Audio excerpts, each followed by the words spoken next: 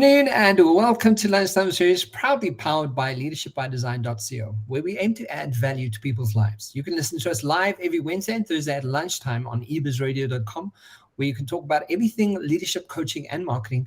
And you can also listen to us on the Lunchtime series on all your major podcast channels today, guys. On our leadership segment today, we have human and talented centered strategist, executive coach, agile people advocate, HR and leadership expert, Anja van Beek. Anja, welcome back to the show. Thank you. Good morning, Kevin. Are you well? I'm well, and you? I'm good. No complaints. Getting a little bit warmer, or at least lighter, early morning, so I can see seasons are changing. Yes, finally. This winter's we've had a few heavy ones this winter. Absolutely, yeah. It's been a cold one. So, I mean, Anja, thank you for being back with us again. And, today's conversation is quite, I love the topic that we're going to be actually talking about, because it's a nice structure that people can sort of implement and take away from this conversation straight away. And, it's from an article that I sourced from pwc.com, and it explores the four forces shaping your workforce strategy today. So companies that understand and harness these forces will be able to have an edge in creating vibrant workforces capable of achieving sustained positive outcomes. And these four forces are specialization, scarcity, and rivalry and humanity. So before we kick it off, Anja, from your perspective, when you hear this, I mean, you have a wonderful background in HR for many years, and as an HR director. And how important is having a proper structure and a proper workforce strategy in place for a business to really,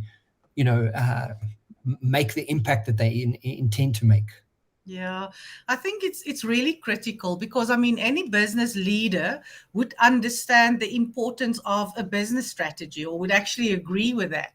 And so important for anyone, when you then have a look at it from a people's perspective, to say, okay, in order for us to achieve this business strategy, what do we need to focus on, or how do we align our people business goals to enable the strategy? And I think it is critical, because so often people are not really intentional to think about what's necessary or what's needed for the future. And when we look at these four sources, I think it really described it so lovely to consider. But how do you make it enticing for people to join?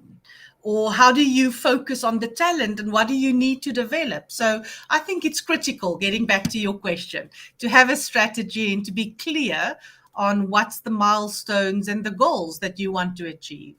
And considering that the evolution of AI doing what it's doing, one of the conversations I had with someone who's actually going to be joining me on the show soon, also speaking about leadership, and she mentioned the importance of, we all constantly speaking about the artificial intelligence and what that's going to be doing and happening and how that's evolving, but no one's actually speaking about the human intelligence and how we're evolving.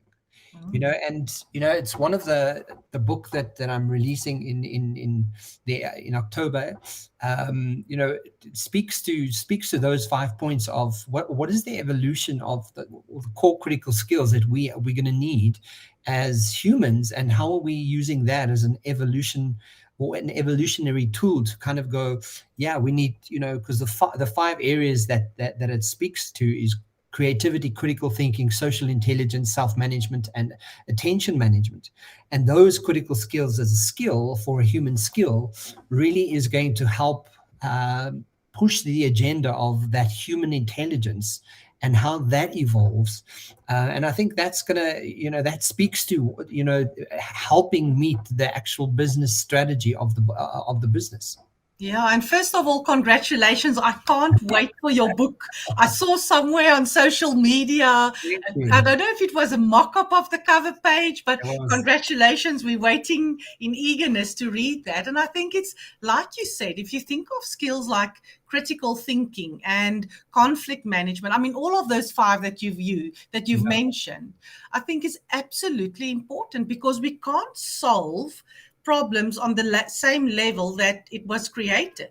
So that critical thinking super, super important. I mean, it's a crucial skill for us to have. And a lot of the time people say, yeah, but we know how to do these things. And then once again, to be a little bit more critical and really sit down and say, but how do I support my team to develop these essential skills? And I think part of that conversation is it's not just up to your manager or your line manager. It's now up to the actual employee. Yeah. It's got down to that point where the employees that are in a company who are actively and intentionally taking it upon themselves to lead their own environment, their own part that they play in the bigger scheme of things. Those companies are going to outwit and outrun all their competitors based on the fact that they're really looking at all these forces specifically. But just to meet the four forces, it speaks to the four forces speaks to. Oh goodness, my thing just moved. Sorry. No, that's fine. Are you good? Yes, I'm good. Speaking to the four forces have shaped workforce strategies at key moments throughout human history, and they're at it again. So by understanding how the forces have operated in the past, you can better prepare your contemporary workforce in weather tomorrow's challenges. And the first one they speak about is specialization.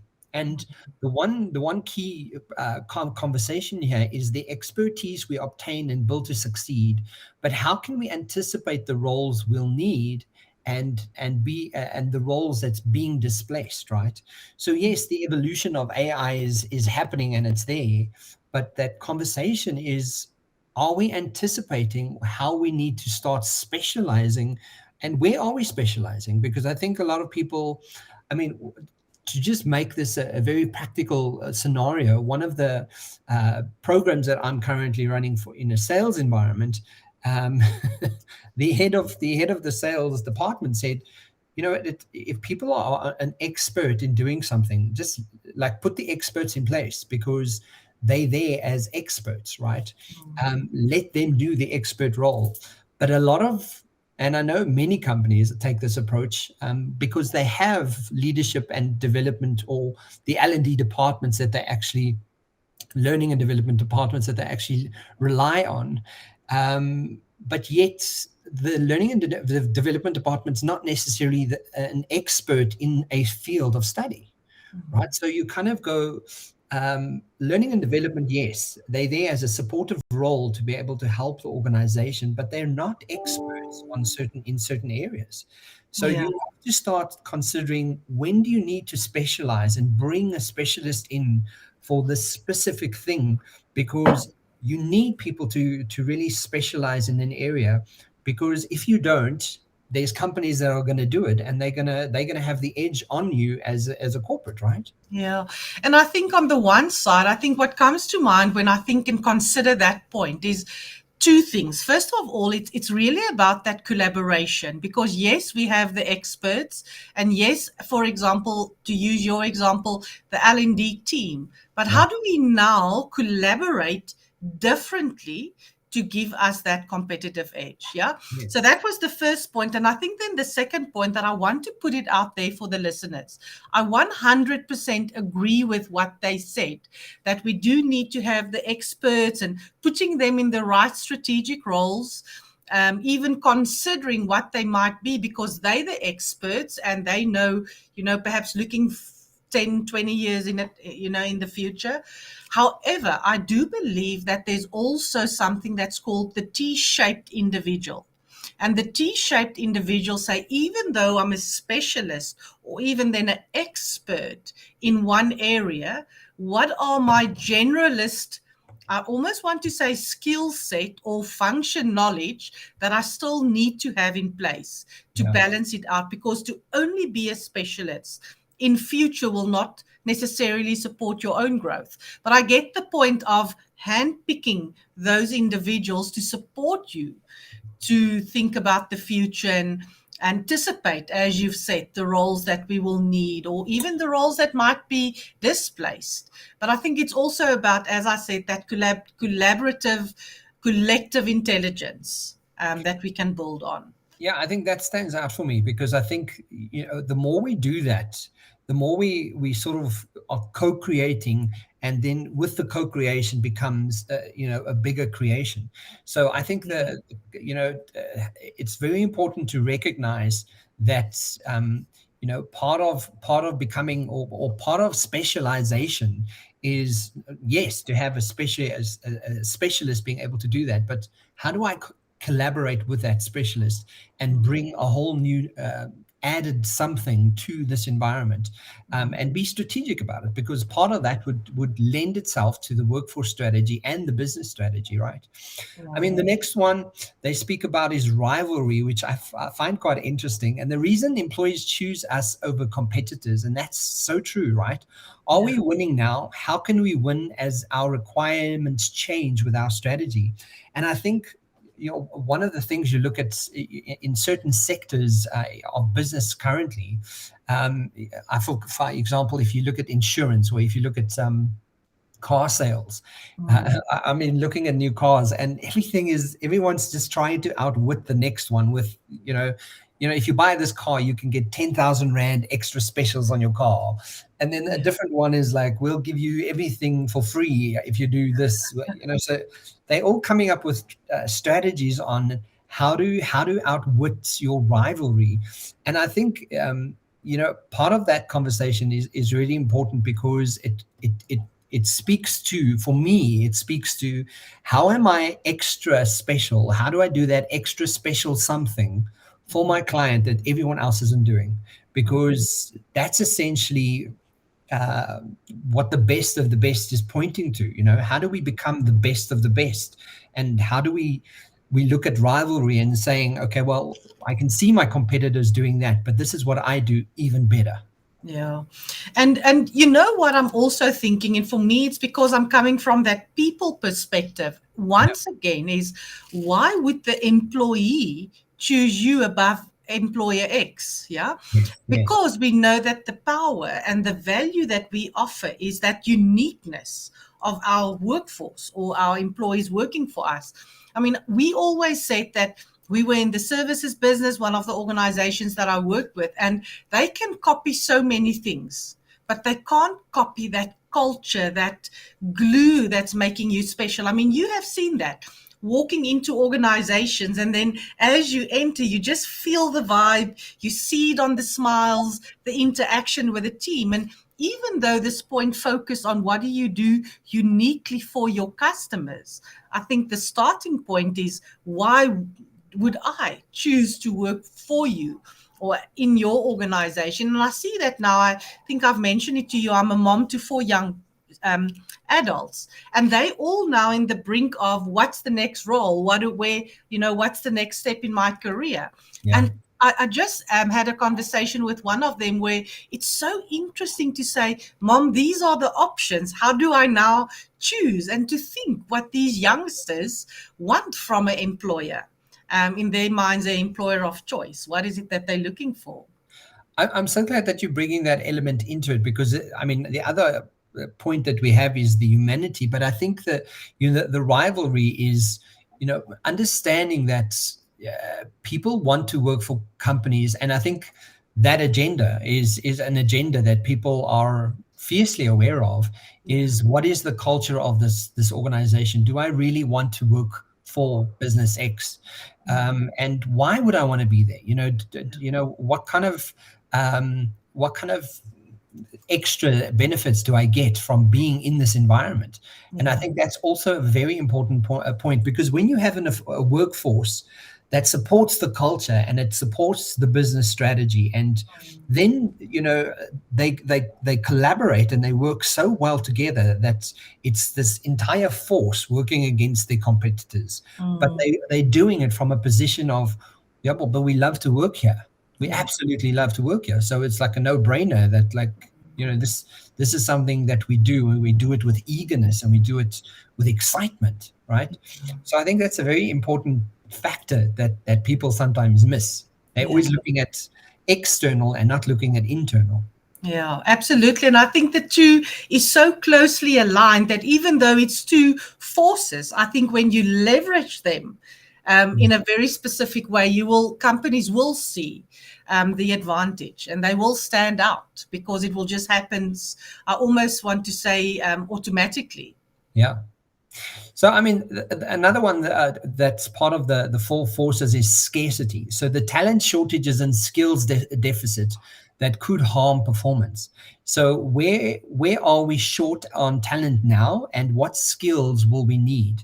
So again, and I think South Africa finds themselves, and I speak from just living in South Africa, South Africa finds themselves in a precarious position that we are incredibly hardworking as a nation, and from people who have moved overseas and from people who do work remotely at an international level, kind of go, well, like, I'd rather work for a company that is international, because that's good for them internationally, but also why work in an environment where South Africa's corporate still is trying to catch up with what the global level and the global scale of cultures look like out there. If one of my friends, just to give you a practical example, one of my friends started at a company, and he emailed at 10 o'clock at night. He was finishing his email, sent it out to and he works for a company in Amsterdam, and his HR messaged him the next day saying, listen, please, this is not how we do things here. Like, you work between 8 and 5. If you want to send out an email, make sure it goes out in the morning. We don't do after hours work. And he was so blown away by the fact that they were doing that. Yeah. But I mean, again, it speaks to people want to go there. People are leaving for that kind of culture.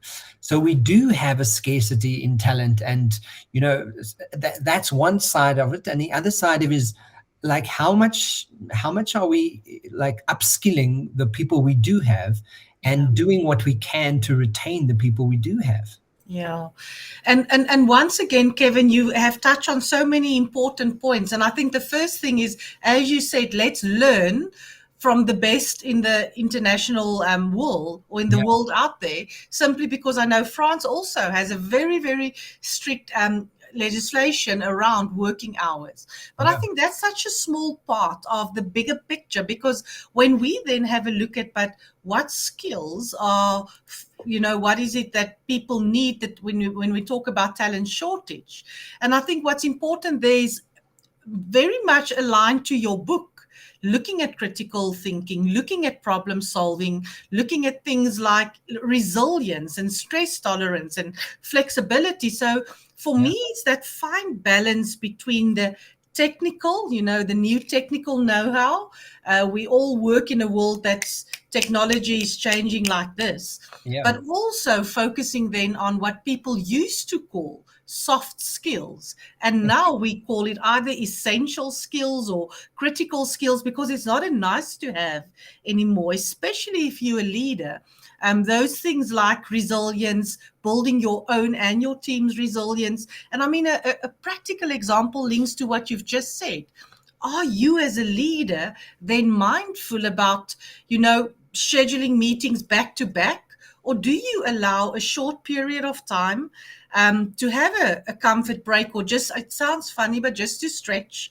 I actually did a session on Friday, and I loved it when I worked with the team. And you know what they said? We were talking about the neuroscience of unlocking high performance. And the team said, you won't believe it, but we, as a team, had a mindfulness meditation as the start of our Friday. And it seems to like a ritual that they now put into place. So, I think when I think of the skills required for the future, it's a no-brainer that we all need to unlearn certain things. And secondly, to don't think of soft skills, but those critical skills, and then keeping up with the technology as well. I love that you bring that into that, because I think, when we think of scarcity, we kind of generally think like there's a lack of. But if you just like stop focusing on the external sort of side of things and kind of look at like what is happening in my environment right now, and why do I give people a reason to want to stay? So to make sure that there's boundaries in place, and there's people know that you work until that time. People know that Fridays we have morning meditations. People know that my well-being is important. And I think until South African cultures and organizations don't radically change, we're going to run out of skills. Besides the fact that people are immigrating at the rate that they are, we are running out of skills. But it doesn't mean we don't have impact on that environment. We can actually impact that environment if we start practically putting things in place as soon as possible. Yeah. And I was actually just thinking out loud, because I think this will be unique to each business, Yeah. because now you can actually see how these forces comes into play, because when the expertise give us a little bit of insight as to what they predict the future roles will be, then it's a lot easier to think of, okay, just having a look at, some people do a skills audit of what we have now and where do we need then to enhance learning or be intentional about exposure to certain fields. And I think that's where all the forces then nicely come together and support one another. Yeah, absolutely. The fourth force that you've touched on already is humanity. So, and it speaks to the good that we do for our people and the world. Does our company purpose resonate with our people? And strangely enough, even today, in working in a corporate environment, you can walk to senior management and say to them, "What is the purpose of this company?" And they don't know. Right? It's not an actually a lived purpose. And some of these organizations have been around for 20, 30, 40, 50 years, and you're kind of going, as an organization, how do you not know what the actual purpose of this organization is? And second to that, what do you do that absolutely resonates for your people? How does your people, do they know why they're doing what they're doing and what that means for the greater good? And I mean, even does that question even come up? Like, do you know what the greater good of what we're doing here is for? And also being that type of leader, being that type of manager, and being that type of employee to kind of go, there must be a reason for why we do what we do, and how can we tap into that humanity to actually sort of have that as part of the workforce strategy, so that it really uplifts and upholds what the business is essentially wanting to achieve. Yeah, no, Kevin, and I think what I have seen so often is, when I think of the best of business leaders, that's actually the people, as you've mentioned, that not only is good with the strategy and the longer term expansion into new geographical areas, but also very comfortable and understand the impact of the people operating system. And that's exactly where things like purpose comes into play. I was doing a coaching session this morning, prepping a lady for a big interview that she's having today. And quite interesting, one of the prep questions that I've asked her now, and then she actually showed me the book of Start With Why. Now you can imagine, I mean, that's something that was for her, the answer to the question. And I was actually wondering, how would the leaders in the interview respond to that? Because, as you say, it's critical for leaders to make that connection. If the individual are very clear on what's their why, how do you link or hook it back to the purpose of the organization? And I think I have told you this story before, but I still love it. It's an old one. The listeners might have heard that before, but that story about, the space race in the 60s, when it was between Russia and the US, who's going to have the first man on the moon, and eventually it was NASA walking away. However, my husband still today say, no, he thinks that's a hoax, but that's a story for another day. But just thinking of the space race, and then all eyes on NASA. And then I don't know if you've heard the one tour group, visiting NASA, walking around, and the one guy's, starting to chat with the janitor.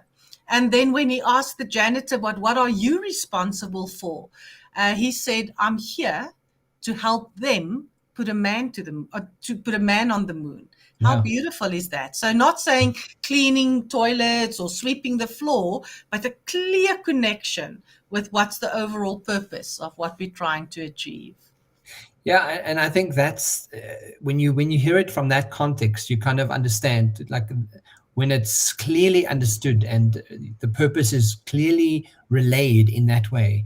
I think there's far greater outcome with that, and it Mm, has such a huge impact. So I yeah. mean, just to recap on what we've been talking about, we've been talking about the four forces that create a more future ready workforce, and that's specialization, rivalry, humanity, and scarcity. Then further in this document, guys, and I will share the document in the links below and the description box. But putting it all together, one of the first questions they ask is, what are our starting points? And it's a good idea to document your position against all these forces, and I think that's a good reference that they make. So if you want to sort of compare your business and organization to how do we fit into this, what is the starting point? That's a good place to start. Secondly, they also mentioned, do the forces help or hinder our strategy? And I think that's also a nice way to clarify, which one of these areas, whether it's, specialization, or whether it's the humanity, or any of those, to kind of go, is this hindering the strategy? And maybe it's one of the legs of this chair that's sort of not working, or we haven't even considered it, because that's probably a very useful way of kind of considering what needs to be upskilled and worked on. And then thirdly, they speak to, can we translate our business strategy into a workforce strategy? So just a nice structured way of really kind of looking at the four forces shaping the workforce strategy and saying, how do we do this, and how do we do this more effectively?